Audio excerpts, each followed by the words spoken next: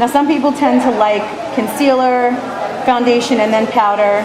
Shannon, like I said, has combination skin, and we used a powder foundation, liquid to powder foundation.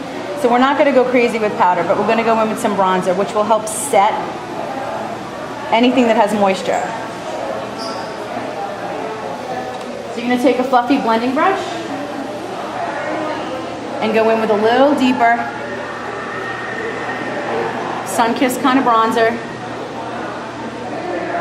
You know, really strongly, be generous around the cheek area, around the forehead, the nape of the nose, and of course the chin.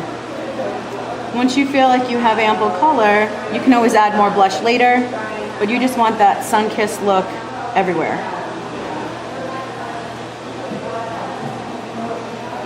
Don't be afraid to kind of glaze over your eyelids as well, because some people don't even like shadow. But a little dusting from the bronzer gives you that little something on your eyes so you don't look naked. And also remember, when you do have bronzer, don't neglect underneath your chin, your jawline going into your neck. You never ever want to have that line.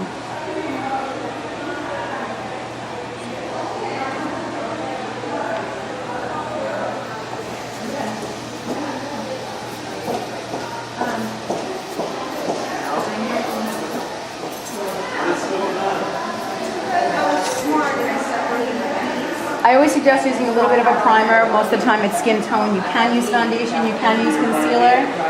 Most lines do have a primer. And you want to take your primer and really just create another layer of skin over the entire eyelid, completing that fresh, very, very clean canvas look, so that you can start from scratch, and whatever you're putting on the eye tends to stay longer, not to crease. It also hides brow stubble.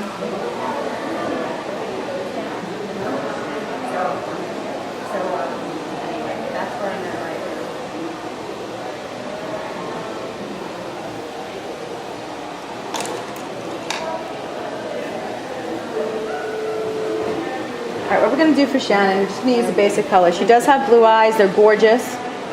And like I said before, the warmth, the clean colors. I'm going to close your eyes, sweetie. Fast on the entire lid. We're just going to use an apricot color with a little bit of gold. Micro colors are huge right now.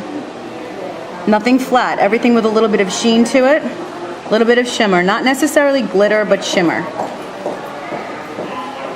So just kind of tracing over your entire eye. Open. Give you that complete look across the lid, and obviously we're going to do it to the other eye. Something fast, something simple, but at least you have some color. And when the light hits it a certain way, you're going to have that gold flake to it, so it looks like two colors in one. And being that it's a warm color, it's going to bring out her eyes. Her eyes are cool, therefore using warm on the eyes.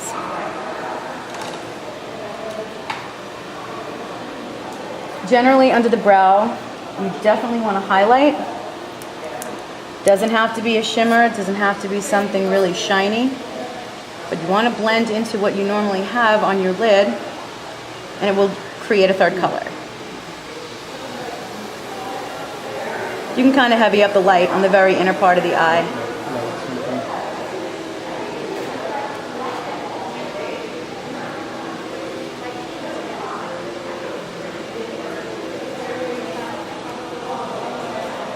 A highlighter will also accentuate your brow shape, which is the next thing we're going to do. You want to make sure that the brows are absolutely perfect. And even if they're not perfect, you can make them perfect with makeup. You can open, huh? See, now just something general. Popped out her eye color. That's generally what you're seeing. Something basic, something simple. You can always go back in with your concealer brush. Look all the way up. Just kind of clean up your area. And being that they're light colors, you don't have to worry about adding darkness or creating any sort of shadow under the eye.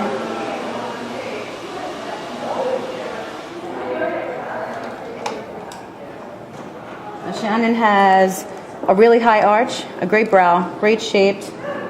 We're just gonna fill them in just a little bit. which kind of makes it easier to go into a deeper eye for later on in the evening. Because once again, it will accentuate everything. If she wants a smoky eye, she needs that high arch in her brow.